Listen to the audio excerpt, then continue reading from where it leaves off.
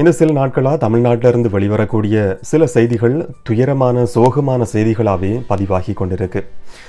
மருத்துவக் கல்லூரிகளுக்கு மாணவர்களை தெரிவு செய்யறதுக்காக இந்தியா முழுக்க நடத்தப்பட்ட நீட் தேர்வால் தமிழ்நாட்டில் இதுவரைக்கும் 16 மாணவ மாணவிகளோட உயிர்கள் காவு கொள்ளப்பட்டிருந்தது. இந்த நீட் தேர்வை ரத்து செய்யறதுக்கான நடவடிக்கைகள் எடுக்கப்படும் என்று சொல்லி அரசியல்வாதிகளால் வாக்குறுதிகள் கொடுக்கப்பட்டிருந்தாலும் இன்றைக்கு வரைக்கும் அந்த நீட் தேர்வை ரத்து செய்ய முடியாமல் இருக்கு. இப்போ தந்தையும் மகனும் இந்த நீட் தேர்வால தற்கொலை செஞ்சிருக்கிற சம்பவம் தமிழ்நாட்டையே பெரும் சோகத்தில் ஆழ்த்தி இருக்கு. இதுக்கு பின்னால் இருக்கிற சில விஷயங்களை பற்றி இந்த வீடியோவில் நம்ம பார்க்கலாம். வணக்கம், நான் கிருஷாந்த் ராஜ். 2 வாட்டி மார்க் கம்மியாக எடுத்தான். திருப்பி நான் என்ன பண்ணேன், நீட்டு அவன் திருப்பி ரிப்பீட் கேட்டான்னு சொல்லிட்டு ரிப்பீட் போட்டேன். நான் இல்லைனா அப்ராட் அனுப்புகிறேன்னு நேற்று அவனுடைய பர்மிஷனோட தான் நான் ரிப்பீட்டே போட்டேன். முந்தாள் ஆன்லைன் அப்ளை பண்ணோம், நேற்று தான் பணம் கட்டணும். அதுக்குள்ளே இப்படி ஆயிடுச்சு. இந்த ரிப்பீட்டை ஒழிச்சா தான் எல்லா பசங்களும் நல்லா இருப்பாங்க. ஐயா ஸ்டாலின் ஐயா வந்தவொடனே முதல் வாக்குறுதி அதான் கொடுத்தார், குழந்தையெல்லாம் காப்பாற்றுறேன், நீட்டை கேன்சல் பண்ணுறேன்னார். இது வரைக்கும் எதுவுமே பண்ணல.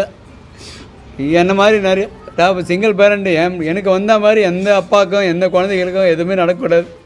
அது முதல்வர் ஐயாவும் உதயநிதி ஐயாவும் தான் பேசி, கனிமொழி அம்மாவும் பேசி தான் அதை தீர்த்து வைக்கணும். தமிழ்நாட்டில் குரோம்பேட்டையில் இருக்கிற குறிஞ்சி நகரில் வாழக்கூடிய ஒரு நபர் தான் செல்வசேகரம். இவர் ஒரு சாதாரண புகைப்பட கலைஞர், நடுத்தர குடும்பத்தை சேர்ந்த குடும்ப தலைவர். தன்னுடைய மனைவி தன்னை விட்டு சில காலங்களுக்கு முதல்லையே பிரிஞ்சு போனதுக்கு பிறகு தன்னுடைய மகனுக்கு தந்தையாவும் தாயாவும் வாழ்ந்து வந்தவர் தான் இந்த செல்வசேகரன். இவருக்கு 19 வயதில் இருந்த மகனுடைய பெயர் தான் ஜெகதீஸ்வரன். இவர் சில நாட்களுக்கு முதல்ல தற்கொலை செஞ்சு கொண்டு உயிரிழக்கிறாரு. இதுக்கான காரணம் நீட் தேர்வு. மகன் தற்கொலை செஞ்சு கொண்ட துயரத்தை சோகத்தை தாங்க முடியாம செல்வசேகரனும் தன்னுடைய உயிரை மாய்த்து கொள்றாரு. இப்படியான நீட் தேர்வால் இந்த உயிர்கள் காவு கொள்ளப்படுற சம்பவங்கள் தமிழ்நாட்டை பொறுத்த வரைக்கும் சாதாரண வழக்கமான சம்பவங்களாக பதிவாகி வருது. இந்த ஜெகதீஸ்வரனை பொறுத்த வரைக்கும் இதுக்கு முதல்ல 2 சந்தர்ப்பங்களில் நீட் தேர்வில் தோற்றி இருக்கிறாரு. அவர் போன வருஷமும் இந்த தடவையும் எதிர்பார்த்த அளவுக்கு மார்க்ஸ் அவருக்கு கிடைக்காம இருந்திருக்கு. இதனால திரும்ப அடுத்த வருஷமும் இந்த பரீட்சையில் தோற்றலாம் என்ற எதிர்பார்ப்பில் கோச்சிங் சென்டரில் ஜெகதீஸ்வரனை சேர்க்கறதுக்கு அவருடைய அப்பா எல்லா முயற்சிகளையும் எடுத்திருக்கிறாரு. ஆனால் அவரோட இதுக்கு முதல்ல பரீட்சைக்கு தோற்றின சில மாணவர்கள் சித்தி அடைஞ்சிருக்கிறாங்க. சில மாணவர்கள் எதிர்பார்த்த அளவுக்கு புள்ளிகளை பெறாம இருந்திருக்கிறாங்க.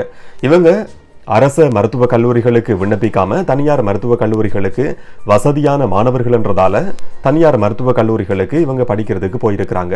சிலர் மருத்துவ படிப்பே தேவையில்லைன்னு சொல்லி இன்ஜினியர் படிக்கிறதுக்கு கூட ஆரம்பிச்சிருக்கிறாங்க. ஆனால் இந்த ஜெகதீஸ்வரன் குடும்பத்தை பொறுத்த வரைக்கும் சாதாரண ஒரு நடுத்தர குடும்பம். இந்த கோச்சிங் சென்டர் என்று சொல்லப்படுறது ஒரு மிகப்பெரிய மாஃபியா. கிட்டத்தட்ட மருத்துவ கல்லூரிகளுக்கு தெரிவு செய்யப்படுற 90% அதிகமானவங்க இந்த தனியார் கோச்சிங் சென்டர்ல இருந்து படிச்சு போற மாணவர்கள்ன்றத ஒரு தரவு வெளிப்படுத்தி நிக்குது.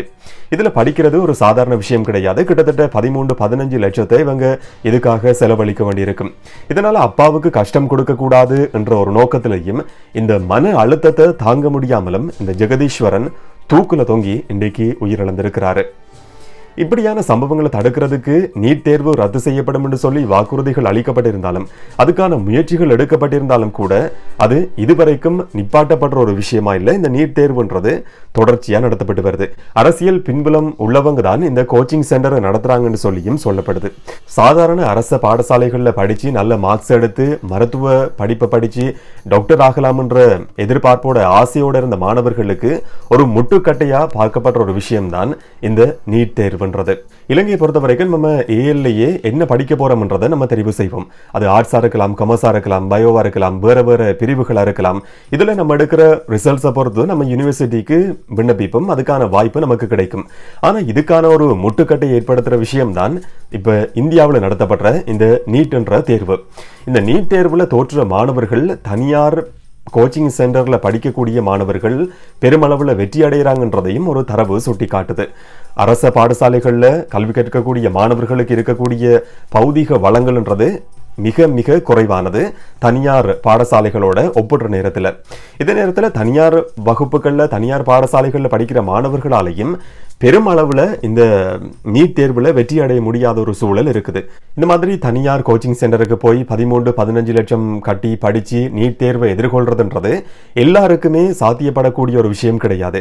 எல்லாருமே வசதியான குடும்பமும் கிடையாது. கிராமப்புறங்கள் இருக்கிற குடும்பங்களை பொறுத்த வரைக்கும், ஏழைகளை பொறுத்த வரைக்கும் இந்த மாதிரியான கோச்சிங் சென்டர்ல போய் படிக்கிறதுன்றது நினைச்சு கூட பார்க்க முடியாத ஒரு விஷயம். 15 லட்சம் கட்டி படிக்கிறதுன்றது எல்லாருக்குமே சாத்தியப்படக்கூடிய ஒரு விஷயம் கிடையாது.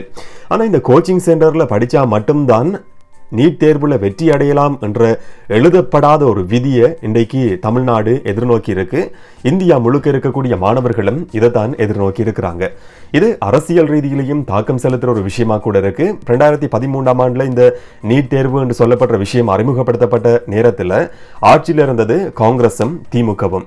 இப்ப திராவிட முன்னேற்ற கழக ஆட்சியில அவங்க ஆட்சிக்கு வாரதுக்கு முதல்ல கொடுத்த ஒரு முக்கியமான வாக்குறுதி தான், நாங்க வந்த உடனே இந்த நீட் தேர்வை ரத்து செய்யறதுக்கான நடவடிக்கைகள் எடுக்கப்படும் என்றது. ஆனா மத்திய அரசாங்கத்தோட கையில் இருக்கக்கூடிய ஒரு விஷயத்தை மாநில அரசாங்கம் அப்படி நினைச்ச மாதிரி மாற்ற முடியாதுன்றது ஆட்சிக்கு வாரதுக்கு முதல்லையே திராவிட முன்னேற்ற கழக அரசாங்கத்துக்கு, திராவிட முன்னேற்ற கழகத்துக்கு தெரிஞ்ச ஒரு விஷயம். அப்படி தெரிஞ்சிருந்தும் கூட இந்த மாதிரியான ஒரு வாக்குறுதி மாணவர்களுக்கு கொடுக்கப்பட்டிருந்தது. அடுத்த வருஷம் இந்த நீட் தேர்வு ரத்து செய்யப்படும், அதுக்கு அடுத்த வருஷத்துல ரத்து செய்யப்படும் என்ற எதிர்பார்ப்போடு தான் பெரும்பாலான மாணவர்கள் இப்ப தமிழ்நாட்டை பொறுத்த வரைக்கும் இருக்கிறாங்கன்னு சொல்லியும் சொல்லலாம். ஆனா உண்மையிலேயே இந்த நீட் தேர்வு திமுக காங்கிரஸ் ஆட்சியில கொண்டு வரப்பட்டிருந்தாலும் இதை ரத்து செய்யறதுக்கான சில நடவடிக்கைகள் டிஎம்கே அரசாங்கத்தாலையும் எடுக்கப்பட்டிருக்கு. ஏடிஎம்கே ஆட்சியில இருந்த நேரத்திலையும் இப்படியான முயற்சிகள் எடுக்கப்பட்டிருக்கு. ஏடிஎம்கே இதுக்கான ஒரு மசோதாவை நிறைவேற்றி சட்டமன்றத்தில் நிறைவேற்றப்பட்ட மசோதா குடியரசுத் தலைவருக்கு அனுப்பப்பட்டிருந்தாலும் அது ஏற்றுக்கொள்ளப்படலை. அதே மாதிரி டிஎம்கே அரசாங்கத்தாலையும் சட்டமன்றத்தில் ஒரு மசோதா நிறைவேற்றப்பட்டு ஏற்கனவே மாநில ஆளுநர் KN ரவிக்கு அனுப்பப்பட்டிருந்தது. அவர் முதல்ல அதை ஏற்றுக்கொள்ளாத நிலையில 2வது தடவையாகவும் இந்த மசோதா நிறைவேற்றப்பட்டு அனுப்பி வைக்கப்பட்டிருந்தது. இதுவரைக்கும் குடியரசுத் தலைவரோட அனுமதியும் அதுக்கு கிடைக்காத ஒரு சூழல் காணப்படுது.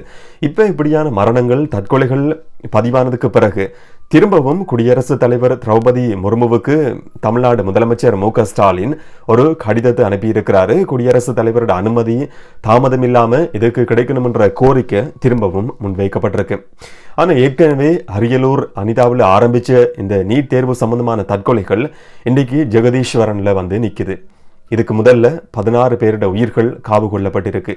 இப்ப அப்பாடையும் மகண்டையும் உயிர் இந்த நீட் தேர்வால காவு கொள்ளப்பட்டிருக்கு. தற்கொலைன்றது ஒரு முட்டாள்தனமான தீர்மானம், அதை ஏற்றுக்கொள்ள முடியாதுன்னு சொல்லி நம்ம சொன்னாலும் கூட இந்த தற்கொலைக்கு பின்னால் இருக்கிற காரணம் என்னன்றது வெளிப்படையா எல்லாருக்குமே தெரிஞ்ச ஒரு விஷயம். அப்ப அந்த காரணத்துக்கான தீர்வை காண்றதுக்கான முயற்சிகள் தீவிரமா முன்னெடுக்கப்பட வேண்டியது கட்டாயமானது. இந்த நீட் தேர்வு நல்லதா கெட்டதான்ற வாத விவாதங்கள் ஒரு பக்கம் இருந்தாலும் கூட இதை முற்றுமுழுதா ரத்து செய்யாட்டியும் சில திருத்தங்களையாவது இதுல மேற்கொள்ற பட்சத்துல இந்த மாதிரியான தற்கொலைகளை கட்டாயம் தடுக்கலாம். இதை பற்றி நீங்க என்ன நினைக்கிறீங்கன்றதை கமெண்ட்ல பதிவு செய்யுங்க. இன்னும் ஒரு வீடியோல இன்னும் ஒரு தகவலோட சந்திக்கலாம். வணக்கம்.